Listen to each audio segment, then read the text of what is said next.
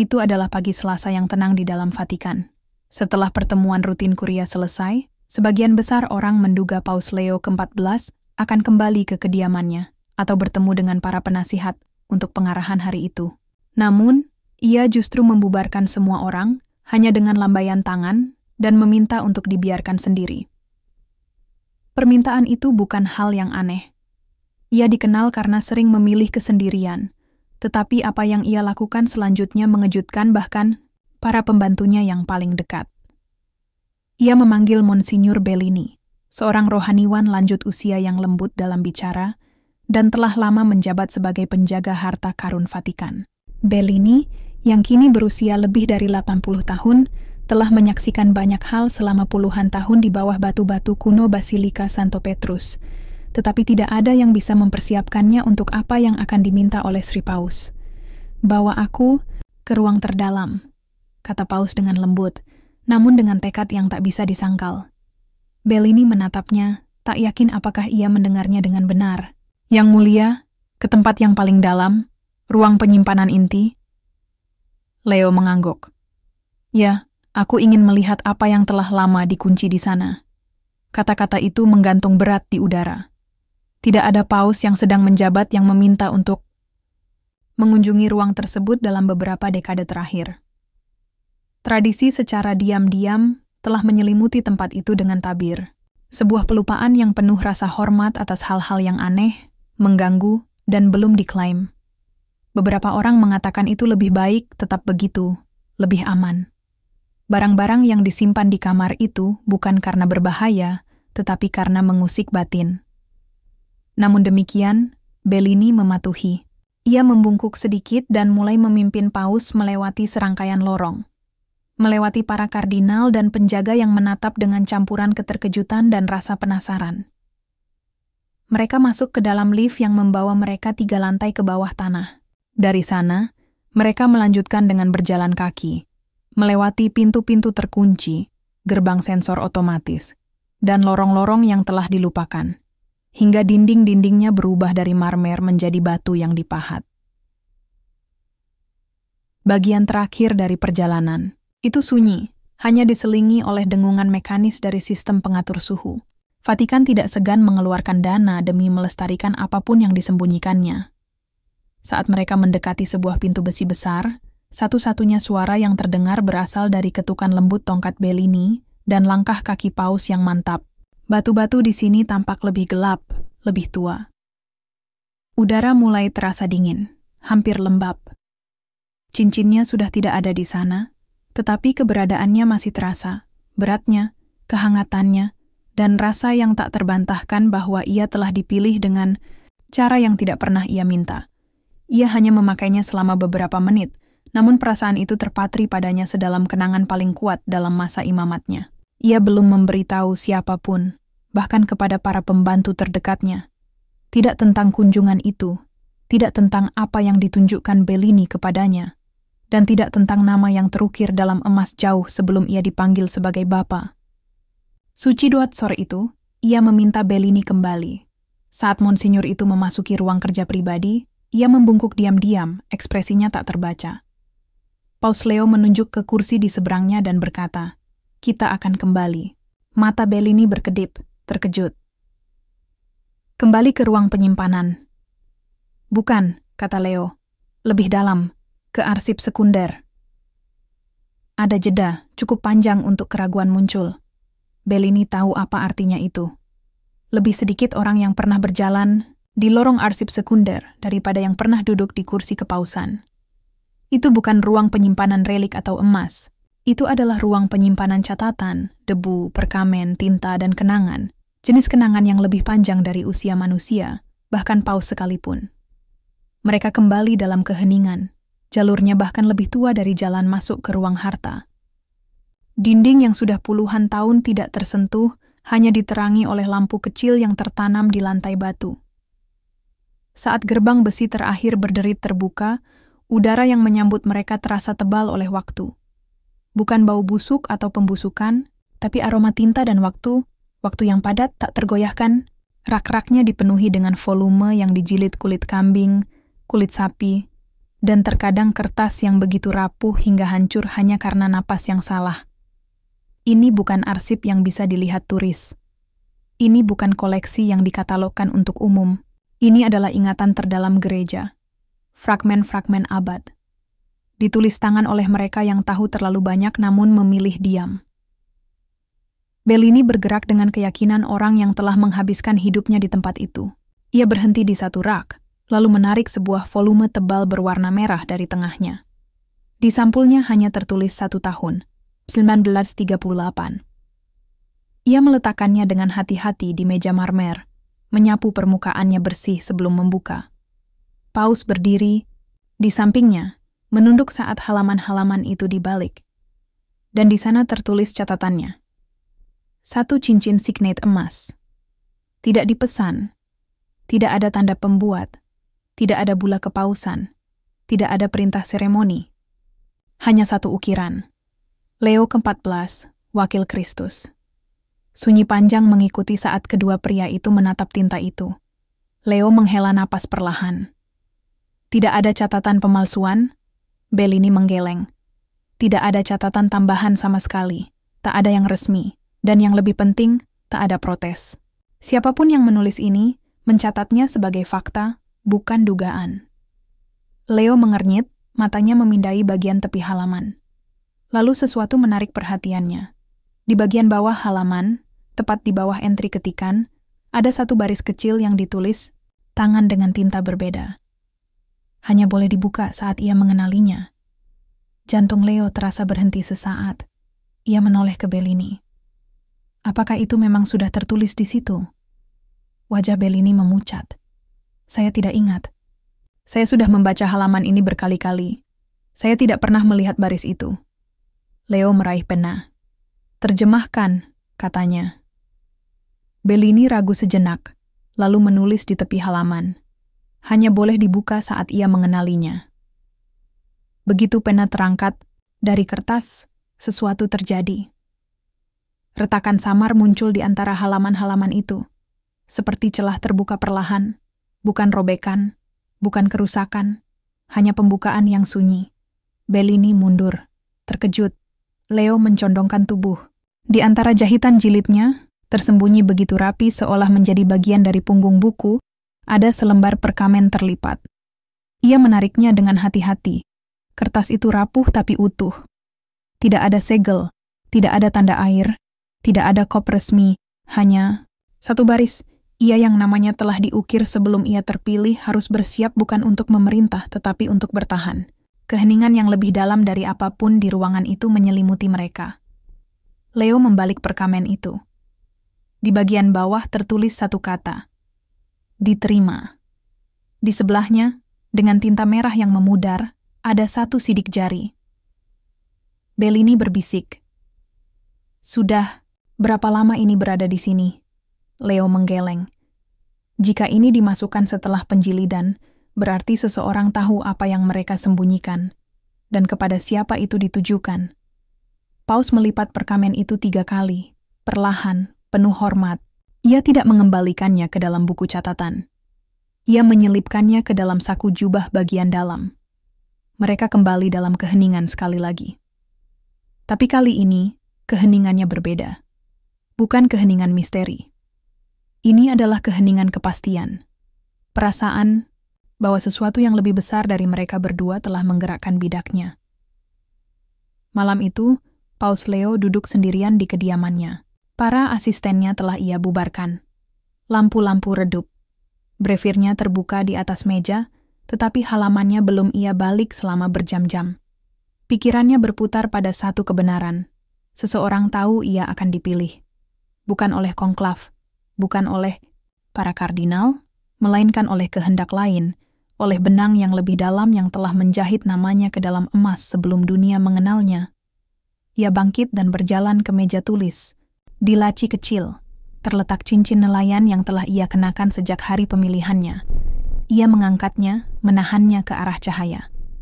Lalu ia mengambil cincin lainnya, yang tersembunyi, dari beludru, dan meletakkan keduanya berdampingan. Keduanya identik, tetapi hanya 1 yang telah menunggu. Hanya satu yang namanya telah ditulis dalam keheningan sebelum pernah diucapkan keras-keras. Paus tidak berdoa dengan suara keras malam itu. Ia hanya berbisik ke ruangan, "Jika ini dibuat sebelum aku dipilih, maka siapa yang mempersiapkanku?" Lilin berkedip, bukan karena angin, melainkan seolah ada sesuatu yang mendengarkan. Cahaya matahari pagi menembus jendela lengkung tinggi di ruang studi kepausan, menciptakan sinar panjang di lantai batu yang mengilap. Paus Leo ke-14 duduk di tepi kursinya, tangannya bertumpu pada kotak berlapis beludru yang kini tidak pernah ia tinggalkan. Kotaknya tertutup, tetapi isinya menarik dirinya seakan batu dijatuhkan ke dalam air tenang. Ia tidak tidur nyenyak malam itu, bukan karena takut, tapi karena sadar. Sadar bahwa ada sesuatu yang telah bergeser, bukan di Roma, tapi dalam dirinya. Ia tidak berkata apa-apa kepada para sekretarisnya, tidak pada para penjaga, bahkan tidak pada Bellini. Ia terus menjalani jadwalnya seperti biasa, menyapa tamu, memberkati peziarah, membaca pengarahan. Namun di balik jubahnya, dekat dengan dadanya, ia menyimpan perkamen yang dilipat. Ia yang namanya telah diukir, sebelum ia terpilih, harus bersiap bukan untuk memerintah, tetapi untuk bertahan. Kalimat itu menancap dalam jiwanya seperti jangkar di dasar laut. Dan lebih dalam lagi, cincin itu, cincin kedua, yang seharusnya tidak ada, yang menghangatkan tangannya seperti detak jantung.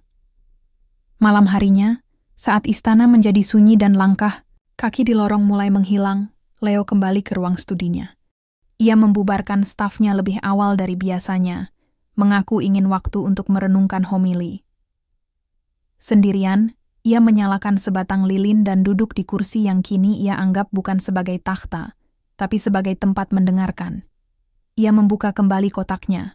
Cincin itu masih di sana, masih terbaring di atas beludru, masih tak tersentuh, masih nyata dengan cara yang tak bisa dijelaskan. Ia meraihnya lagi. Hangat. Bukan hangat ruangan, hangat seperti baru saja dilepaskan dari tangan yang hidup. Hangat seperti tidak pernah berpisah dari tubuh. Kali ini ia tidak mengenakannya. Ia hanya memegangnya, memutar-mutar, mengamati setiap ukiran. Santo Petrus yang sedang melemparkan jala, diukir begitu halus hingga tampak bergerak dalam cahaya lilin. Dan di bagian dalam cincin, tertulis nama Leo ke-14. Wakil Kristus, ia telah melihat namanya terukir berkali-kali selama bertahun-tahun. Di dokumen, buku, jubah misa. Tapi tidak pernah seperti ini. Ini terasa berbeda. Seolah-olah nama itu datang lebih dulu. Dan ia hanya melangkah masuk ke dalamnya. Ia memandangi cincin resmi yang diberikan saat pelantikan. Itu juga emas, megah, khidmat. Tapi kini tampak seperti simbol, sebuah replika dari sesuatu yang lebih tua, lebih pasti. Ia kembali mengingat saat di ruang bawah tanah. Desisan udara, klik kunci, perubahan suhu saat kotak dibuka. Bukan, cincin ini bukan relik. Bukan benda yang dikubur dan dilupakan. Cincin ini menunggu. Ia menatap lilin di sampingnya. Apinya miring sedikit ke arah cincin, seolah tertarik olehnya. Ia meraih cincin resminya, melepaskannya dari jari, dan meletakkan kedua cincin itu berdampingan di atas meja. Mereka tampak sama, tapi salah satunya terasa seperti keheningan. Dan yang satu lagi, terasa seperti suara. Saat ia bangkit untuk memadamkan lilin, ia menyadari sesuatu yang aneh. Cahaya lilin membelok, bukan menjauh, tetapi justru ke arah cincin. Tertarik olehnya, ia berbisik, "Apa kau ini?" Tak ada jawaban. Tapi saat ia hendak meniup api, nyala itu sempat bergoyang ke samping sekali, lalu diam. Cincinnya tidak bergerak. Namun ia merasakan sesuatu menetap di dalam dirinya. Ia bukan sedang memegang simbol. Ia sedang memegang kebenaran. Sebuah kebenaran yang telah menunggunya. Dan sekarang setelah disentuh, kebenaran itu tidak akan dilupakan. Malam itu ia bermimpi tentang api. Bukan api yang membakar, tetapi api yang membentuk. Dan di tengah api itu, sesuatu berwarna emas menunggu. Saat ia terbangun, tangan kanannya yang memegang cincin masih terasa kesemutan. Dan meskipun kotak itu tetap tertutup di atas mejanya sejak malam sebelumnya, kehangatannya masih tertinggal di telapak tangan, seolah sesuatu telah berpindah dari cincin itu kepadanya dan tidak bisa dikembalikan. Sudah 5 hari sejak Paus Leo ke-14 pertama kali melihat cincin kedua itu. Vatikan terus berjalan dengan ritmenya. Para peziarah berdatangan, para kardinal berdebat soal doktrin, biarawati merawat taman, dan pengawal Swiss berganti shift. Bagi dunia, semuanya terlihat biasa saja di Roma. Tapi di dalam istana apostolik sesuatu telah berubah. Leo membawa perkamen yang terlipat itu di sakunya setiap hari seperti sumpah rahasia. Ia yang namanya telah diukir sebelum ia terpilih harus bersiap bukan untuk memerintah, tetapi untuk bertahan. Ia tak lagi melihat kalimat itu sebagai misteri, itu adalah perintah. Dan ia percaya, perintah itu harus dipatuhi. Bellini datang atas permintaan Paus pada pagi hari, sebelum kota benar-benar terjaga. Monsinyur tua itu kini berjalan lebih lambat, napasnya lebih berat di setiap langkah. Namun matanya tetap tajam, terlebih saat menyangkut urusan arsip. Leo menyambutnya dengan anggukan pelan dan menunjuk ke lorong yang sama seperti sebelumnya. Kali ini, tak perlu kata-kata. Bellini tahu, mereka akan kembali. Turun ke arsip sekunder terasa lebih dingin hari itu. Atau mungkin Leo kini lebih peka. Keheningannya lebih berat, lebih tajam. Saat mereka sampai di pintu besi tebal, Bellini membuka kunci dengan kunci tua yang sama. Mereka melangkah masuk ke tempat yang hanya boleh dimasuki oleh segelintir orang. Aroma tinta tua dan perkamen berminyak kembali menyelimuti mereka. Leo berjalan dengan tujuan, langkahnya bergema lembut. Bellini membawanya ke meja yang sama, yang sudah bersih dari debu. Paus meletakkan kedua tangannya di atas permukaan batu. Ada sesuatu lagi di sini, katanya. Bellini tidak langsung menjawab. Ia malah melangkah ke rak berbeda. Ia menarik satu volume yang lebih tipis, dijilid kulit biru dengan tepi emas. Ada buku kedua, jelasnya. Bukan untuk benda, tapi untuk penyimpangan. Leo menaikkan alis. Penyimpangan? Bellini membuka buku ke halaman yang sudah ditandai. Entry-entry yang tidak sesuai dengan asal-usul, penulis atau otoritas. Peristiwa, artefak, surat, hal-hal yang tak pernah benar-benar kami mengerti. Beberapa dimasukkan ke sini hanya karena tak ada tempat lain. Ia membalik halaman perlahan, lalu menunjuk satu baris. Leo mencondongkan tubuh. Entry Januari 1938. Objek tanpa nomor. Cincin emas bertanda. Ukiran. Leo ke-14 Wakil Kristus. Tanpa segel paus. Tanpa catatan pengrajin. Dicatat tanpa permintaan atau otorisasi. Dimasukkan sebagai penyimpangan oleh Arsiparis M.A. Reyo Leo. Menatap nama itu. Reyo, bisiknya. Aku pernah dengar nama itu. Ia meninggal tahun yang sama, kata Bellini. Serangan jantung. Ada yang bilang karena stres. Ada juga yang lebih kejam. Paus membaca lagi. Apakah pernah ada penyelidikan? Bellini menggeleng. Tidak ada yang merasa perlu.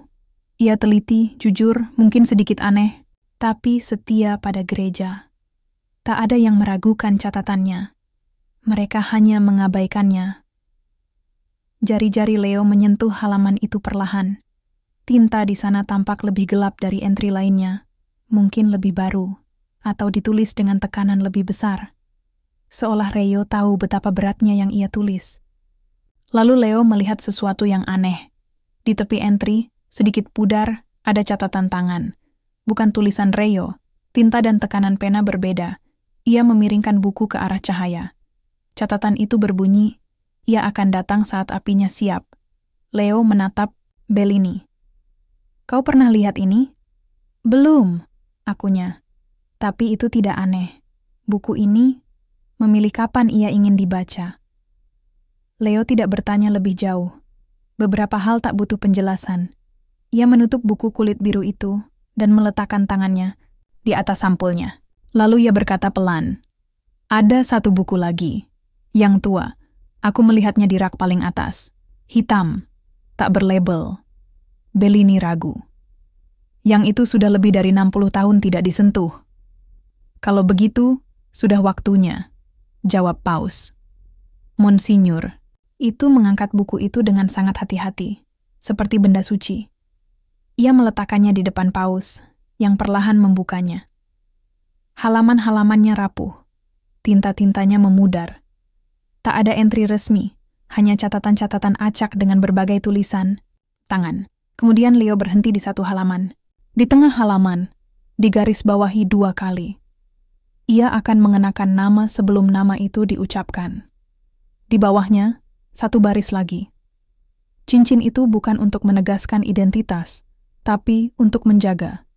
Dan terakhir di bagian bawah, ia akan berjalan. Melalui api bukan untuk memimpin, tapi untuk menahan.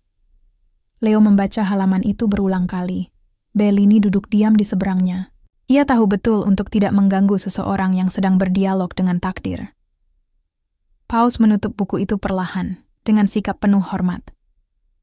Siapa yang menulis ini? Bellini menggeleng. Tulisan tangannya tidak cocok dengan siapapun yang kita kenal.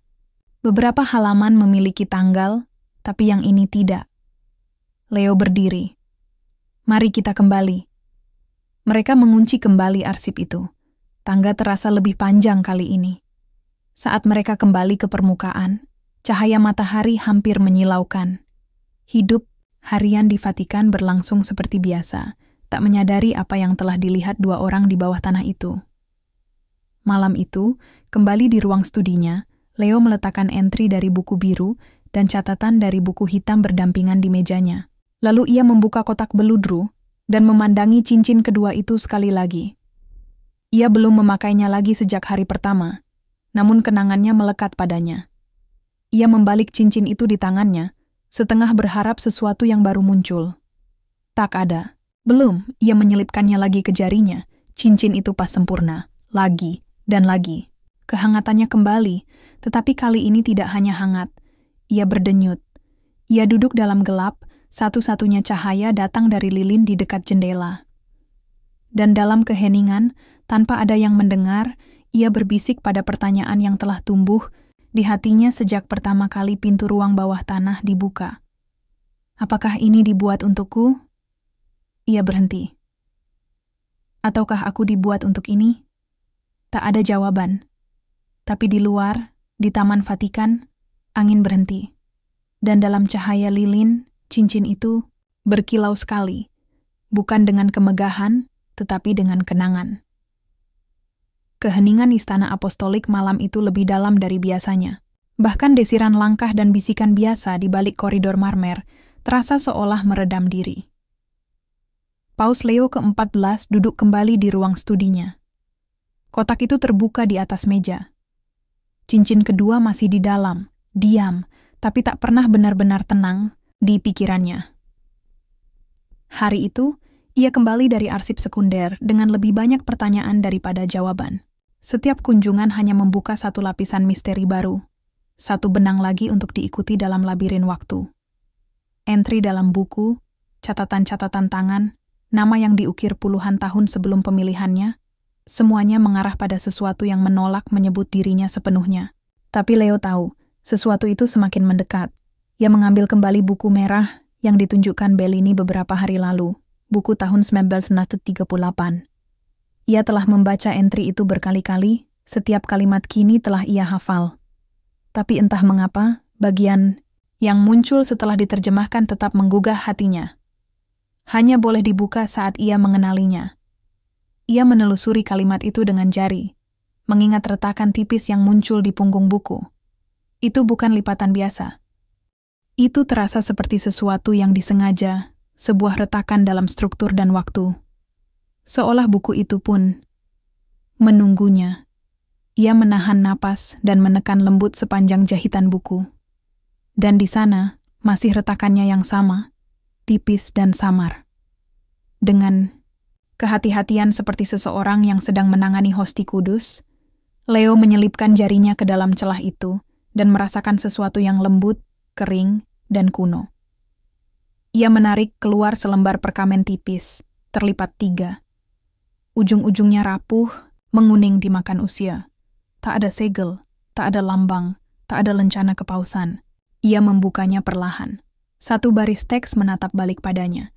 Ditulis dengan tinta hitam tebal, sedikit tidak rata, seolah ditulis dengan tangan yang gemetar. Ia yang namanya telah diukir sebelum ia terpilih, harus bersiap bukan untuk memerintah, tetapi untuk bertahan. Ia telah melihat kata-kata ini sebelumnya di perkamen pertama, tetapi melihatnya lagi, tersembunyi di dalam buku catatan itu sendiri, membuat maknanya menghantam lebih dalam. Kali ini, di bawah kalimat itu, ada satu baris tambahan, diterima. Dan di sebelahnya, satu sidik jari pudar. Leo menatap halaman itu, terhanyut. Ia memperhatikan sidik jari itu dengan saksama. Sedikit berbekas, kemungkinan ditekan dengan tergesa atau oleh tangan yang lemah. Itu bukan hiasan, bukan simbolik, itu nyata. Ia mengangkat perkamen ke cahaya lilin. Tinta hitamnya tak berkilau, tapi sidik jari itu menyala samar, berwarna merah lembut seperti lilin tua atau darah yang sudah kering. Napasnya melambat. Siapa yang meninggalkannya? Bisiknya. Namun bahkan saat ia bertanya, ia menyadari sesuatu. Siapapun yang menulis pesan itu tidak menandatangani namanya, tidak mengklaim kepemilikan, karena itu bukan dimaksudkan datang dari seseorang. Itu dimaksudkan datang dari sebuah waktu.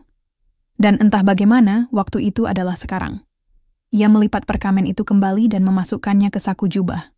Lalu dengan naluri sunyi, ia membuka breviernya, buku doa yang telah ia gunakan selama puluhan tahun. Sepotong kecil kertas jatuh dari tengahnya. Itu bukan miliknya. Warnanya krem, usang, tanpa tanda, kecuali satu kalimat tulisan tangan dalam bahasa Inggris. If the ring was already made, then so was the cross. Jika cincinnya telah dibuat sebelumnya, maka begitu pula salibnya. Ia tidak bergerak. Ia membaca lagi, salibnya.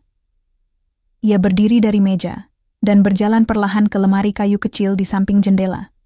Di dalamnya, di antara barang-barang pribadi, dan foto-foto lama, tergantunglah rantai perak yang telah ia kenakan sejak masa seminari, hadiah dari ibunya.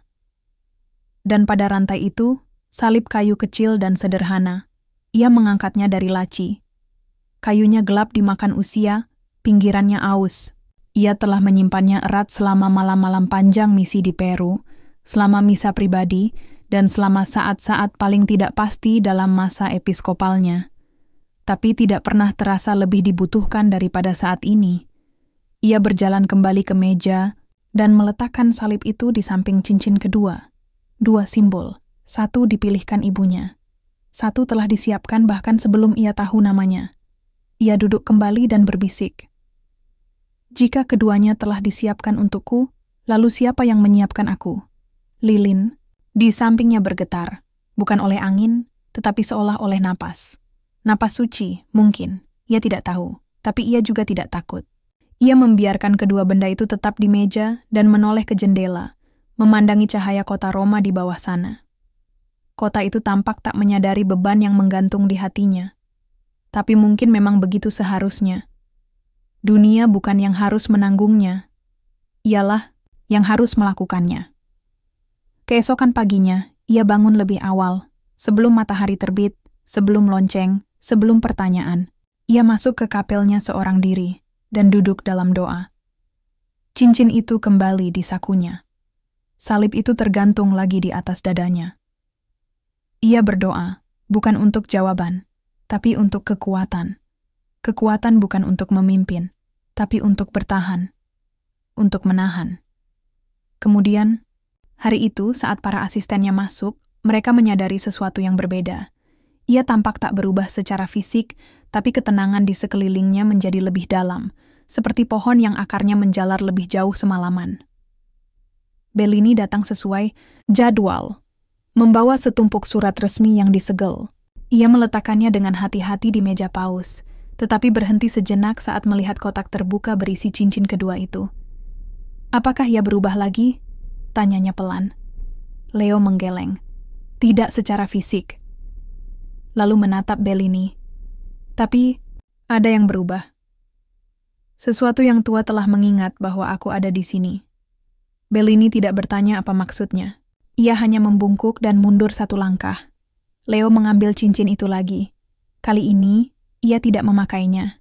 Ia menempelkannya pada salib kayu dan menutup matanya. Jika cincin ini bukan untuk kekuasaan, bisiknya, maka biarlah ia untuk keteguhan. Logam itu berdenyut lembut di kayu seolah menyetujui. Dan pada saat itu, untuk pertama kalinya, Leo tidak merasa dipilih. Ia merasa dipercaya. Dalam banyak hal, ia adalah saksi hidup terakhir dari sebuah Vatikan yang telah dilupakan oleh hampir semua orang. Leo baru pernah bertemu dengannya sekali, bertahun-tahun sebelum konklav yang mengubah hidupnya. Saat itu Delata sudah rapuh secara fisik, namun pikirannya masih tajam. Pengamatannya lebih menusuk daripada seluruh kongregasi uskup. Kini, Paus Leo mencarinya lagi. Bukan untuk meminta nasihat doktrin, tetapi demi kebenaran yang hanya hidup dalam ingatan. Ia melakukan perjalanan diam-diam, tanpa pers, kamera, atau protokol. Ia mengatakan kepada Kuria bahwa ia butuh hari untuk refleksi di Castel Gandolfo. Para asistennya diminta menunggu di luar. Hanya 2 penjaga Swiss yang menemaninya menuju kediaman pribadi tempat Kardinal Delata menghabiskan sisa hidupnya, hampir tak pernah meninggalkan kursinya. Pintu berderit pelan saat Leo masuk. Cahaya matahari jatuh miring keemasan di lantai kamar yang sederhana. Jendela terbuka, membiarkan aroma pohon zaitun dan air di kejauhan masuk. Kardinal itu duduk di kursi tinggi berpenyangga, zucchettonya sedikit miring di atas rambut putih yang menipis. Tangannya terlipat di pangkuan, matanya tertutup, tapi bibirnya bergerak dalam doa. Ketika Leo mendekat, Delata membuka matanya, tidak lebar, tapi cukup untuk menyadari kehadiran seseorang di ruangan. Ia tersenyum samar. "Bapak Suci," katanya dengan kejernihan mengejutkan, "aku bertanya-tanya kapan kau akan datang." Leo berdiri diam sejenak, lalu dengan kejujuran yang mengejutkan dirinya sendiri, ia menjawab, "Apakah Anda tahu aku akan datang?" "Tidak," kata Delata, "tapi cincinnya tahu." Leo duduk di seberangnya. Ia membawa kotak itu, berlapis beludru, tanpa tanda, diselipkan ke dalam jubah putihnya. Ia membukanya dan meletakkannya di meja di antara mereka.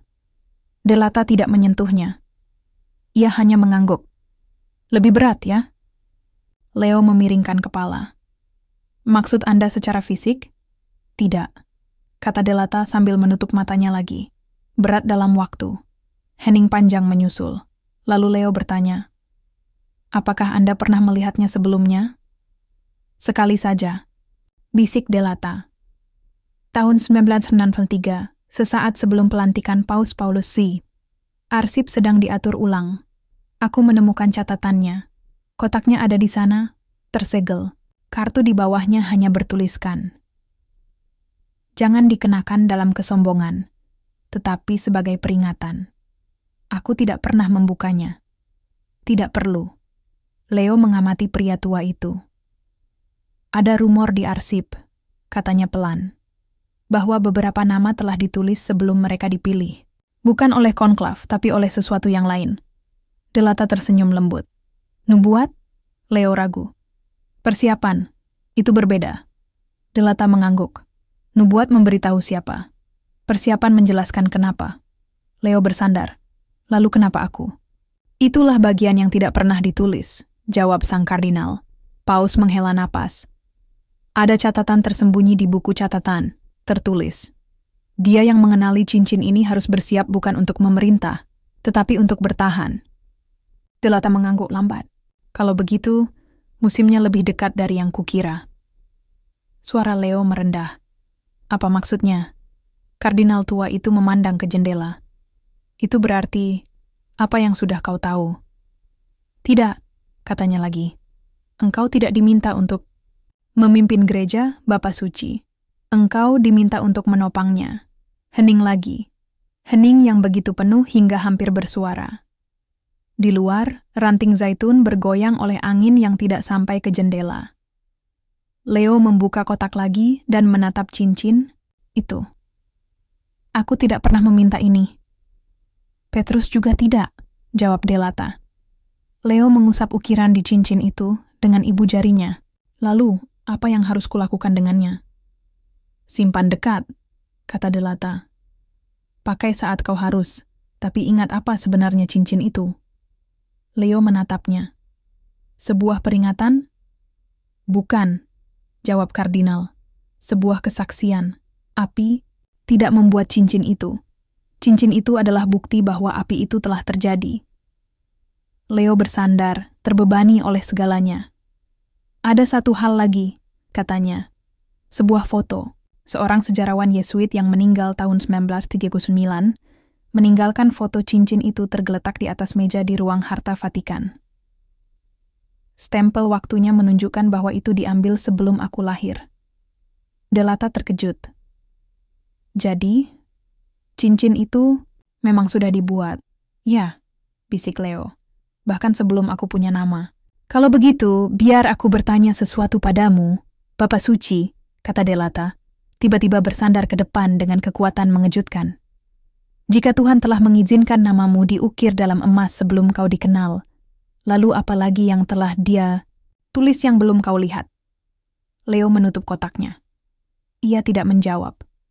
Bukan karena ia tak punya jawaban, tetapi karena pertanyaannya itu sendirilah jawabannya. Leo menyerahkannya kepadanya. Matteo membalik-balik cincin itu di tangannya secara perlahan, penuh hormat. Ia menemukan ukirannya. Bibirnya terbuka karena tak percaya. Sama persis seperti dalam mimpinya. Leo mengambil kembali cincin yang dingin itu, meletakkannya kembali di atas beludru, dan menutup kotaknya. Tahukah kau kenapa kau melihatnya? Tanya Leo dengan lembut. Matteo menggeleng. Aku tak mengaku tahu kehendak Tuhan, katanya. Tapi aku pikir seseorang perlu mengonfirmasi apa yang sudah Anda percayai. Bahwa cincin ini bukan sekadar simbolik. Ini adalah petunjuk. Leo menyandarkan tubuhnya perlahan sambil mengangguk. Aku tidak menginginkannya, katanya pelan. Tak satu pun dari ini. Aku kira tugasku membimbing gereja melewati perubahan. Tapi sekarang aku pikir, aku dipilih untuk diam, sementara semuanya bergerak. Matteo mencondongkan tubuh. Bagaimana jika itu apinya, Bapak Suci? Godaan untuk mengubah sesuatu yang bukan milik kita untuk dirombak. Keheningan yang harus kita tanggung ketika orang lain mengharapkan keramaian. Bagaimana jika api itu bukan kehancuran, tetapi tekanan? Tekanan untuk mempertahankan apa yang orang lain biarkan runtuh. Leo menutup matanya. Kebenaran itu menimpanya seperti abu. Ia membuka sebuah laci dan menarik keluar amplop tersegel. Untuk tanganmu sendiri, katanya. Jika suatu hari aku terdiam, surat itu akan membantu orang berikutnya untuk mengerti. Matteo berdiri perlahan. Bolehkah aku bertanya satu hal sebelum pergi? Leo mengangguk. Dalam mimpiku, imam itu berkata, ketika pria itu berkata bahwa dia telah terbakar, apakah itu sebuah peringatan? Paus memandangnya lama, lalu menjawab. Pelan. Bukan Romo, itu adalah pengakuan. Malam itu, Leo kembali ke ruang studinya dan meletakkan cincin itu lagi di samping salib kayu. Ia menyalakan lilin. Api itu kembali condong sedikit ke arah cincin emas, seperti biasa. Ia membuka brevierinya. Ada catatan baru. Kertas yang sama. Tulisan tangan yang sama. Emas tidak bersinar karena ia murni. Ia bersinar karena ia selamat dari tungku api. Leo tersenyum samar, bukan karena kemenangan, tapi karena kesiapan. Itu adalah pesta takhta Santo Petrus, hari yang biasanya dipenuhi liturgi megah dan refleksi atas otoritas Paus pertama. Tapi pagi itu, Paus Leo ke-14 tidak menginginkan kemegahan. Ia meminta satu hal yang tak biasa, agar ia mengenakan jubah liturgi seorang diri. Biasanya ruang pakaian Paus dipenuhi pelayan yang menyiapkan mitra, memeriksa warna liturgi, dan memastikan cincin nelayan resmi dikenakan di jarinya. Tapi tidak, hari itu, ia membubarkan mereka satu persatu, dengan lembut, hingga hanya ia seorang diri yang tersisa di ruangan yang telah melihat punggung para paus selama berabad-abad. Ia merogoh saku dalam jubah putihnya. Kotak beludru itu masih ada di sana. Ia membukanya dan menatap cincin kedua. Cincin itu berkilau samar, hampir tampak hidup dalam cahaya lembut. Untuk waktu yang lama, ia tidak melakukan apapun. Lalu ia berbicara keras-keras, meski tak ada siapapun yang mendengarnya. Jika kau dibuat sebelum aku tahu, maka tunjukkanlah maksudmu. Ia meninggalkan cincin resmi di meja pakaian. Ia menyelipkan cincin kedua ke jarinya. Seperti biasa, pas sempurna. Tidak berat, tidak ringan. Hanya tak terhindarkan. Misa berlangsung seperti biasa. Basilika dipenuhi umat. Nyanyian koor menggema di antara tiang-tiang marmer, seperti gelombang yang menghantam batu karang kuno. Leo menjalani liturgi dengan tenang. Suaranya mantap, tangannya stabil. Tapi saat doa Ekaristi, sesuatu terjadi. Saat ia mengangkat piala, seorang perempuan di barisan depan berbisik kepada suaminya. "Cincinnya mana?" Sang suami menjawab, "Itu ada. Aku bisa melihatnya." Tapi sang istri menggeleng. Bukan hilang. Tapi seolah-olah tidak hadir. Beberapa orang lain juga menyadari hal yang sama. Bukan semua, hanya beberapa. Seolah, untuk sebagian orang, cincin itu menolak untuk dilihat. Leo terus melanjutkan tanpa sadar. Tapi di dalam hatinya, ia merasakan sesuatu berubah. Saat ia kembali ke ruang ganti, ia menatap tangannya. Cincin itu masih di sana. Tapi ada yang berbeda. Di bawah pita cincin itu, kulitnya membentuk lekukan samar, bukan luka, bukan ruam, lebih seperti tekanan dari dalam. Ia melepas cincin itu dan meletakkannya di atas kain linen putih. Tidak ada kehangatan yang tertinggal. Emasnya yang dulunya hangat, kini terasa diam. Bukan dingin, hanya terjeda. Malamnya, kembali di studinya, ia mengambil cincin resmi dan meletakkannya berdampingan dengan cincin kedua di bawah cahaya lampu. Sekilas keduanya tampak sama, tapi kemudian ia melihat sesuatu yang baru. Cincin kedua kini memiliki ukiran tambahan. Itu tidak ada sebelumnya. Di bawah namanya dan gelarnya, Leo Tatiba Balsa, Wakil Kristus, terukir 5 kata kecil. "Do not remove this from fire." Jangan keluarkan ini dari api. Ia membalik cincin itu ke arah cahaya. Tak ada goresan, tak ada tanda-tanda modifikasi, tapi ukiran itu tampak baru, seolah baru saja diukir, bukan dengan alat, tapi oleh sesuatu yang lain. Ia mengambil kaca pembesar dan memeriksa huruf-huruf itu. Emas di sekitarnya tampak agak gelap, tepi hurufnya seperti terbakar, bukan dari luar, tapi dari dalam. Ia meletakkan cincin itu dan menghela napas panjang. Ruangan itu sunyi, lampu bergoyang sedikit. Ia bersandar dan berbisik. Jika cincin ini ditempa dalam api, maka mungkin aku juga. Sebuah ketukan membuyarkan pikirannya. Seorang penjaga Swiss berdiri, wajahnya pucat. Ia membawa kotak kecil tak tersegel, tanpa tanda. Ini dikirim dari kantor kripta. Yang mulia, tak ada yang tahu siapa yang meletakkannya. Tapi, sudah ada di sana. Leo membukanya. Di dalamnya, satu foto lagi. Cincin itu. Cincinnya. Terletak di atas sebuah Alkitab terbuka. Tapi foto itu dipotong sehingga hanya satu ayat yang terlihat. Sisanya tertutup bayangan. Ia membaca baris itu, napasnya tercekat. "Aku telah memurnikan engkau, bukan seperti perak, tetapi dalam tungku penderitaan." Yesaya 48:10. Ia menatap penjaga. "Ada yang lihat siapa yang meletakkan ini?" Penjaga menggeleng. "Tidak, Bapak Suci, seolah foto itu memang selalu di sana." Leo mengangguk dan membubarkannya. Ia duduk lama sendirian, foto di satu tangan, cincin di tangan lainnya. Ia tidak berbicara. Ia hanya menatap nyala lilin yang menari di atas bekas, terbakar pada cincin itu. Malam itu, ia membuka jurnalnya dan menulis, bukan pernyataan, bukan khotbah, hanya satu kalimat. "Aku bukan Petrus. Aku bukan Yohanes. Aku bukan batu karang atau yang terkasih. Aku hanyalah orang yang berjalan di belakang mereka, dalam gelap." Masih bertanya, "Kenapa aku?" Saat ia menyelesaikan kalimat itu, lilin di sampingnya menyala terang sesaat, bukan karena angin, tapi seperti napas. Dan cincin itu yang sepanjang hari dingin menghangat kembali. Bukan karena cincinnya berubah, tapi karena dirinya yang berubah. Vatikan terlelap seperti biasa di bawah langit berbintang Roma, tetapi Paus Leo ke-14 tetap terjaga. Studinya hanya diterangi satu lilin yang berkedip di samping salib. Cincin itu tergeletak di atas meja. Diam. Tapi tidak pernah benar-benar sunyi. Ia masih bisa merasakannya. Kali ini, kehangatannya membawa pertanyaan.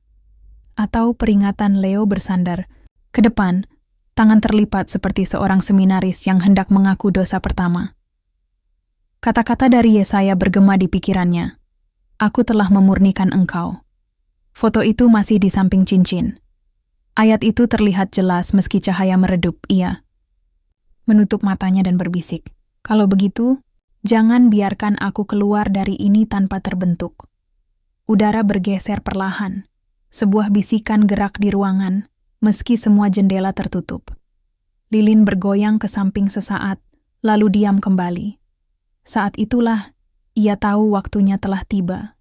Ia berdiri, bukan dengan tergesa, tapi dengan hormat. Ia menyelipkan cincin itu ke dalam sakunya, mengambil brevir, dan berjalan menuju kapel. Jika tidak, biarlah ia tetap dingin. Cincin itu tak berkata apa-apa. Tapi nyala lilin tak pernah berkedip lagi malam itu. Amplop itu berwarna krem. Diantar langsung dengan tangan. Tanpa segel, tanpa lambang, tanpa kepala surat, bahkan tanpa tanda tangan. Hanya kalimat yang ditulis, dengan huruf tegak halus, diserahkan dengan tangan untuk Bapa Suci Pi. Paus Leo ke-14 membukanya dalam diam. Di dalamnya, satu catatan kecil dengan tulisan hati-hati. Ada sebuah entry. Itu memuat nama Anda. Entry itu lebih tua dari pentahbisan Anda. Saya yakin ini mungkin merujuk pada cincin. Datanglah sendiri sebelum pesta kecil berikutnya. Tak ada nama. Tak ada petunjuk siapa yang menulisnya, tapi Leo tahu. Suster Beatrice. Ia pernah mendengar bisikan tentangnya. Sedikit sekali orang di Vatikan yang tahu ia ada, dan lebih sedikit lagi yang pernah melihat wajahnya. Ia bekerja di bagian paling tersembunyi dari Arsip Apostolik, wilayah yang hanya ditandai dengan inisial, PF. Tak ada kesepakatan apa arti PF. Beberapa mengatakan predictio figurum, ramalan tentang tokoh.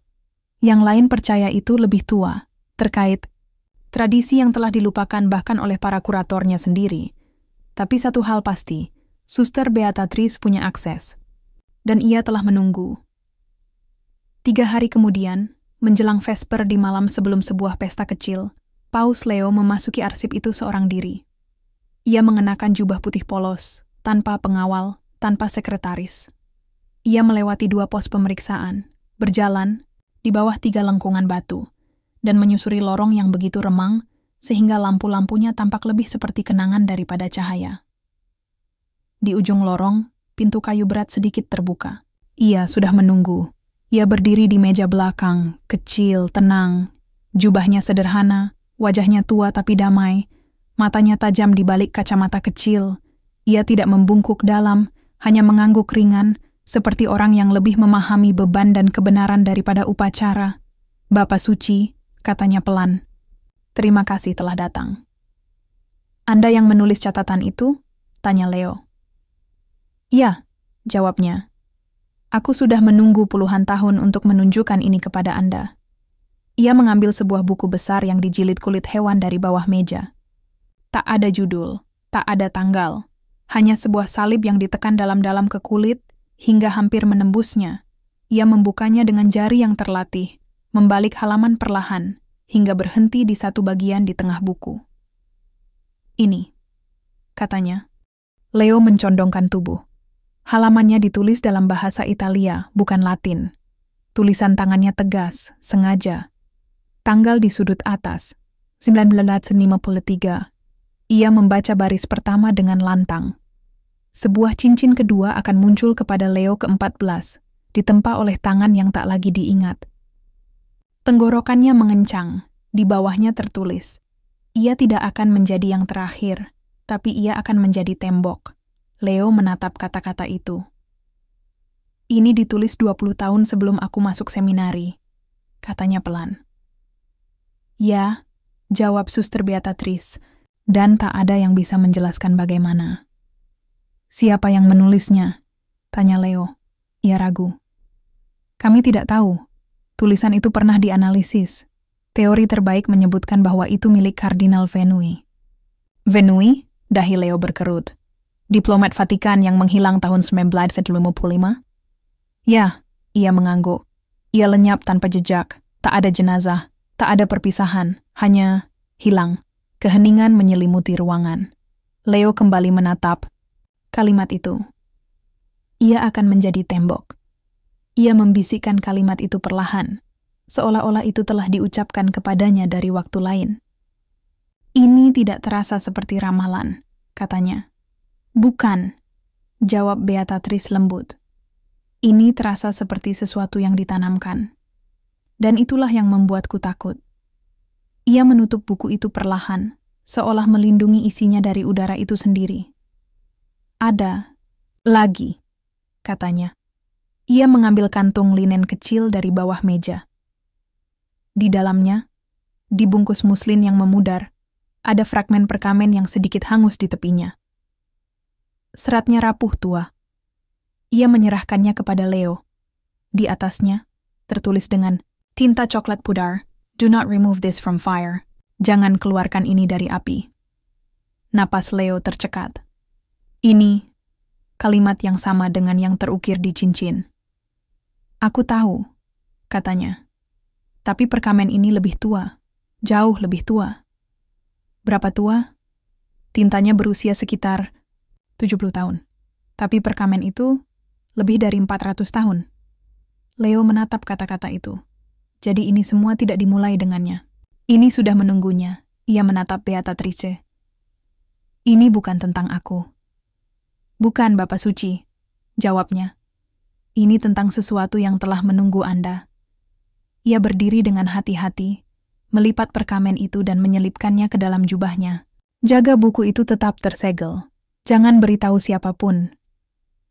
Ya, Yang Mulia. Saat ia hendak pergi, Beatrice memanggilnya. Bolehkah aku bertanya sesuatu? Leo menoleh. Tentu. Apa yang terjadi jika tembok itu runtuh? Ia menatapnya lama. Kemudian menjawab pelan. Maka aku hanya bisa berdoa agar api masih mengingat apa yang seharusnya ia lindungi. Dia hanya duduk di mejanya, cincin hangat di tangannya, dan berbisik, "Kau pergi, tapi bukan karena aku gagal." Dia membalik tangannya, menatap lekukan yang tersisa di jarinya. Kulitnya telah mendingin, tetapi bekas itu masih ada. Bukan luka, melainkan kenangan. Dia menekan ibu jarinya ke tempat itu. Sebuah pikiran tiba-tiba dan jelas melintas di benaknya, seperti bisikan dari waktu yang belum terjadi. Kau dipilih karena apa yang akan kau tolak, bukan karena apa yang akan kau ubah. Malam itu, sebuah surat tiba, tulisan tangan singkat, dari seorang uskup di Brasil, yang hanya sekali ditemui Leo bertahun-tahun lalu. Surat itu berbunyi, "Dalam doa pagi ini, aku melihatmu di taman. Kau melihat tanganmu dan tidak berkata apa-apa, namun seluruh langit tunduk pada apa yang tidak ada di sana." Leo melipat surat itu 3 kali, meletakkannya di dalam kotak beludru, bersama cincin, dan tidak membalas. Dia tidak perlu. Tengah malam, dia kembali ke kapel. Kali ini, dia tidak mengenakan cincin itu. Dia membawanya di saku. Ruang suci itu redup, udara tebal dengan keheningan. Dia berlutut lagi di altar, bayangannya memanjang di lantai. Dia merogoh jubahnya dan mengeluarkan cincin itu, meletakkannya dengan lembut di anak tangga terendah di depan salib. Lalu dia berbisik, "Aku masih di sini." Tidak ada yang bergerak, tetapi lilin terdekat dengan cincin itu berkedip ke samping, bukan karena angin, tetapi seolah ditarik. Beberapa jam kemudian, seorang penjaga Swiss yang bertugas malam melaporkan sesuatu yang aneh. Dia mengklaim telah melihat Paus berlutut sendirian, tetapi tidak sendirian. Dia bersumpah bahwa untuk sesaat, sebuah tangan kedua beristirahat di samping tangan Paus di anak tangga, bukan orang lain, hanya sebuah kehadiran. Dan dalam cahaya, lilin. Cincin itu duduk di antara mereka, seolah sedang diserahkan, dibagikan, atau diingat.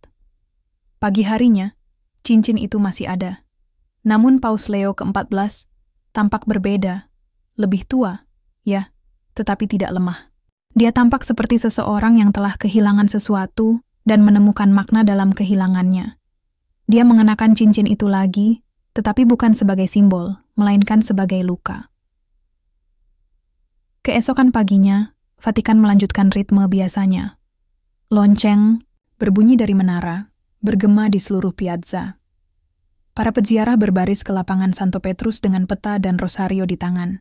Para kardinal bergerak melalui koridor dalam diskusi doktrin dan kebijakan, dan di suatu tempat di atas semuanya, Paus Leo ke-14 berdiri di jendelanya, mengamati batu-batu yang mulai dipenuhi orang, tetapi matanya tidak fokus pada kerumunan. Tatapannya jatuh pada tangannya sendiri, di mana cincin kedua sekali lagi mengambil tempatnya. Hari ini terasa lebih berat, bukan karena berat fisiknya, tetapi karena apa yang telah terjadi malam sebelumnya. Kehadiran di kapel, momen keheningan, yang terasa seperti ucapan, api yang kembali condong. Dia pikir dia telah melihat semua yang bisa dilakukan cincin ini. Dia salah. Sebuah ketukan memecah keheningan. Sekretarisnya masuk, membungkuk sedikit. Yang mulia, sebuah surat tiba pagi ini. Ini dari Uskup Thomas Lazero di Brasil. Dia mengatakan itu mendesak tetapi tidak biasa. Leo meraihnya tanpa sepatah kata. Amplop itu ditulis tangan. Tidak ada segel resmi, hanya tulisan tangan yang hati-hati, sederhana dan tulus. Dia membukanya perlahan dan membaca pesan singkat itu. Dalam doa pagi ini, aku melihatmu. Kau sendirian di taman. Kau melihat tanganmu, bukan dalam kesedihan, tetapi dalam pengakuan. Kau tidak berkata apa-apa, tetapi seluruh langit tunduk pada apa yang tidak ada di sana. Leo membeku. Tulisan tangan itu familiar. Dia hanya sekali bertemu Uskup Lazero bertahun-tahun lalu ketika dia masih seorang kardinal. Mereka berbicara singkat di sebuah retret. Tidak ada yang luar biasa, tidak ada yang sangat pribadi. Namun kini ada pesan, ini, tanpa diminta, tanpa petunjuk, menggema momen yang baru saja dialami Leo beberapa hari sebelumnya. Dia ingat momen itu di taman, cincin yang menghilang dari jarinya tanpa jejak, meninggalkan hanya bekas merah samar. Namun di sini cincin itu, kembali, seolah tidak ada yang terjadi, tetapi sesuatu telah terjadi. Dia membalik surat itu, tidak ada apa-apa di belakangnya. Tidak ada tanda tangan selain nama. Tidak ada tanggal. Tidak ada hiasan. Hanya kata-kata itu sendiri. Berat, tak terjelaskan, dan benar. Dia melipat surat itu dengan hati-hati 3 kali, dan meletakkannya di kotak, beludru di samping cincin. Lalu dia menutup-tutupnya, bukan untuk menyembunyikannya, tetapi untuk menjaganya. Sore itu, dia memanggil Monsignor Bellini. Ketika pria tua itu tiba, Leo hanya berkata, "Aku perlu kau mencari di arsip untuk setiap korespondensi antara Uskup Lazero dan Vatikan kapanpun." Bellini memiringkan kepalanya. "Korespondensi resmi? Semua?" Leo menjawab, "Formal, pribadi, terlupakan, disunting, setiap baris yang pernah dia tulis ke tempat ini." Bellini mengangguk, merasakan sesuatu yang lebih dalam di balik permintaan itu. Dia berbalik untuk pergi. Leo menambahkan, mulailah dengan tahun 1943, Bellini berhenti. Sebelum uskup itu lahir. "Ya," kata Leo. "Itulah sebabnya aku bertanya." Bellini pergi, dan Leo duduk sekali lagi dalam keheningan. Dia membuka brevir di sampingnya. Tidak ada catatan baru yang muncul. Tidak ada perkamen yang berkedip atau slip, kertas misterius, hanya kata-kata. Dia membaca dengan tenang, membiarkan mazmur menenangkan napasnya. Saat dia membalik halaman, tangannya menyentuh salib kayu yang masih dia kenakan di bawah jubahnya. Dia mengeluarkannya dan meletakkannya di samping brevir. Di sana, di meja, ada 2 simbol panggilannya. Salib dari awalnya, cincin dari apa yang tersisa. Dia ingat apa yang dikatakan Delata. Cincin itu bukan tanda. Itu pesan.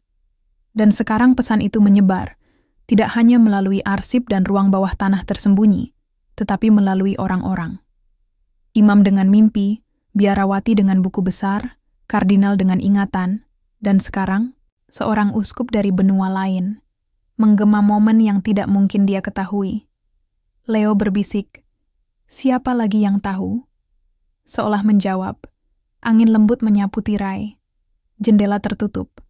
Tidak ada pintu yang terbuka.